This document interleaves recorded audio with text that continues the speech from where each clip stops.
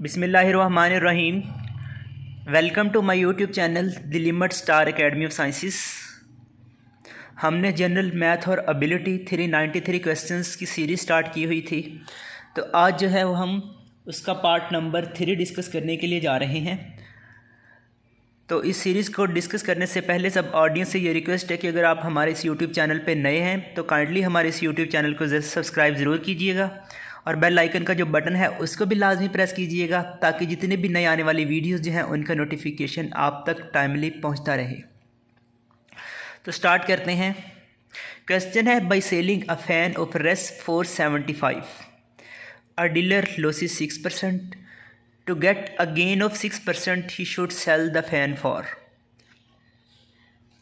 तो इस क्वेश्चन को बेसिकली हम 2 डिफरेंट वे से हम सॉल्व कर सकते हैं, क्योंकि सबसे पहले तो हम इस क्वेश्चन को ट्रिक्स के ज़रिए देखते हैं कि हम इस क्वेश्चन को ट्रिक्स के ज़रिए किस तरह से सिंप्लीफाई करेंगे।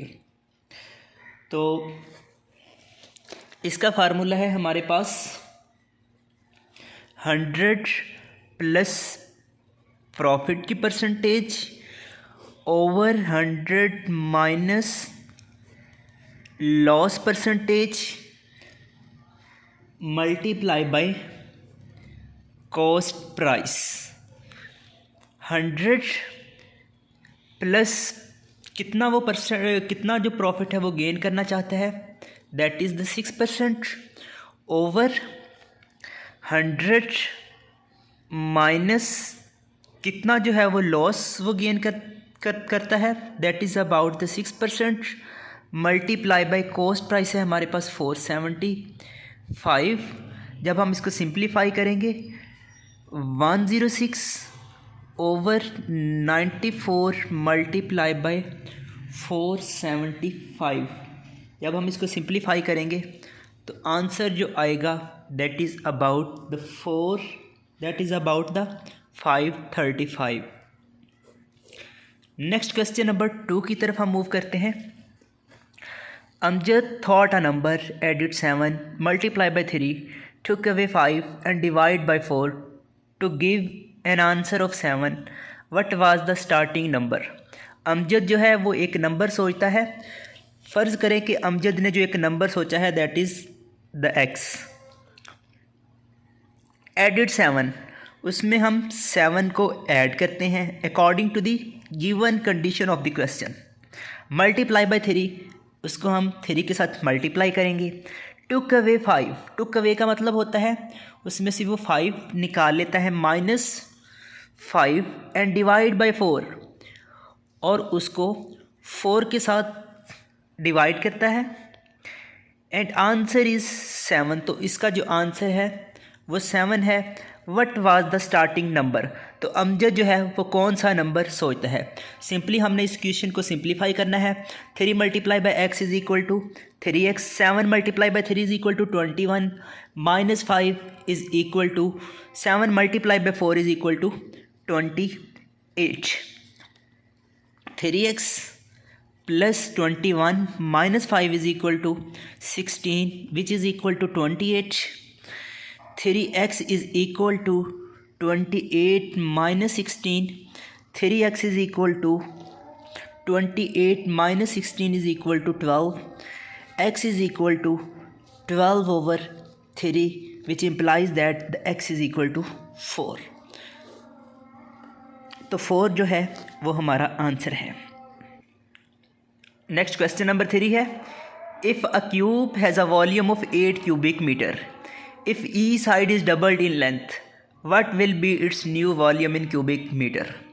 तो हमारे पास एक जो क्यूब है, फ़र्ज़ करें कि ये हमारे पास एक क्यूब है।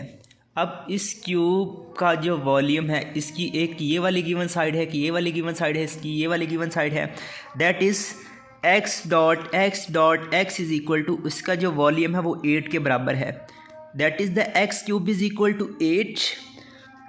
तो x cube is equal to 2 cube जो होता है वो 8 के बराबर होता है। 3 को 3 के साथ कैंसिल करेंगे, x इज़ इक्वल टू 2। वो कहता है कि if E side is doubled in length, अगर हम इसकी हर साइड को डबल कर दें तो जब डबल करेंगे तो आंसर आएगा 4। अब उसका न्यू वॉल्यूम क्या होगा, तो दोनों तरफ हम क्यूब लेंगे, x cube is equal to 4 cube, which implies that x cube is equal to 4 का क्यूब बराबर होता है 64 के। तो ये हमारे पास इस क्यूब का नया वॉल्यूम आ जाएगा। Next question, a number is increased by 20% and then decreased by 20%, the final number in percent not change, increase और डिक्रीज। तो अगर इस तरह का कोई भी क्वेश्चन आ जाए तो इसका सिंपल सा तरीक़ेकार ये होता है कि 20% उस नंबर में इंक्रीज़ आ रही है और डिक्रीज़ के लिए हम नेगेटिव साइन यूज़ करते हैं, और 20% उसमें डिक्रीज़ आ रही है, और इसको हम क्या करेंगे 100 के साथ डिवाइड कर देंगे। 20 multiply by -20 is equal to -400 is divided by 100। अब उस नंबर में कितना हमारे पास इंक्रीज़ या डिक्रीज़ हो रहा है, तो हमारे पास 4 टाइम वो जो नंबर है वो डिक्रीज़ हो रहा है। तो इसका राइट ऑप्शन होगा डिक्रीज़ बाय 4%। क्वेश्चन वो इस तरह से भी पूछ सकता था, a number is increased by 10% and then increased by 10%। तो अगर वो इंक्रीज्ड का पूछेगा दोनों तरफ, तो हमने क्या करना है यहाँ पर 10 मल्टीप्लाई बाय 10 ओवर 100। 10 को जब हम 10 के साथ मल्टीप्लाई करेंगे तो आंसर आएगा 100 ओवर 100 इज़ इक्वल टू 1। तो यही जो नंबर है वो 1% इंक्रीज़ करेगा। अगर यहाँ पर आ जाता अ number is increased by 20% and then increased by 20%, the final number in percentage not change in increase or decrease। तो यहाँ पर हमने क्या करना था, दोनों नंबर जो हैं क्योंकि वो इंक्रीज़ हो रहे हैं, तो 20 मल्टीप्लाई बाय +20 ओवर 100। तो 20 को जब हम 20 के साथ मल्टीप्लाई करेंगे आंसर आएगा 400 over 100 which is equal to 4। तो यहाँ पर जो नंबर है वो 4% जो है वो इंक्रीज़ हो रहा है। तो अगर वो दोनों साइड पे वो इंक्रीज़ का लफ्ज़ यूज़ करता तो देन जो था वो राइट ऑप्शन आना था इंक्रीज बाय 4%। नेक्स्ट क्वेश्चन है, find the odd one in series. ये सीरीज़ हमारे पास गिवन है, इसमें से अजीबोगरीब जो है वो कौन सा है, कौन सा डिजिट है। तो अगर हम 8 + 1 is equal to 9, 3 + 5 is equal to 8, 4 + 3 is equal to 5, 3 + 2 is equal to 5, 6 + 1 is equal to 7, 5 + 3 is equal to 8। जबकि अगर हम 4 + 2 करेंगे तो हमारे पास जो आंसर है वो 8 के बराबर नहीं आता। तो यहाँ पर हमारे पास जो ऑड जो डिजिट है वो हमारे पास 842 है। तो इसलिए इसका राइट ऑप्शन है 842। नेक्स्ट क्वेश्चन है, XLIX is the Roman number for which number. तो सबसे पहले तो हम ये जानते हैं कि हमारे पास जो रोमन नंबर है ये हमारे पास 1 है, और 5 के लिए हम ये रोमन नंबर यूज़ करते हैं, और 50 के लिए हम L यूज़ करते हैं, 100 के लिए हम 100 यूज़ करते हैं, 100 के लिए जो है वो हम C यूज़ करते हैं, और 500 के लिए हम D यूज़ करते हैं, और 1000 के लिए जो रोमन नंबर जो यूज़ किया जाता है वो M यूज़ किया जाता है।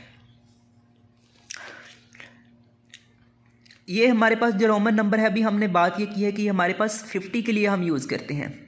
अगर हम लेफ़्ट साइड से 10 माइनस कर देंगे तो 50 - 10 इज़ इक्वल टू 40, ये हमारे पास 40 है।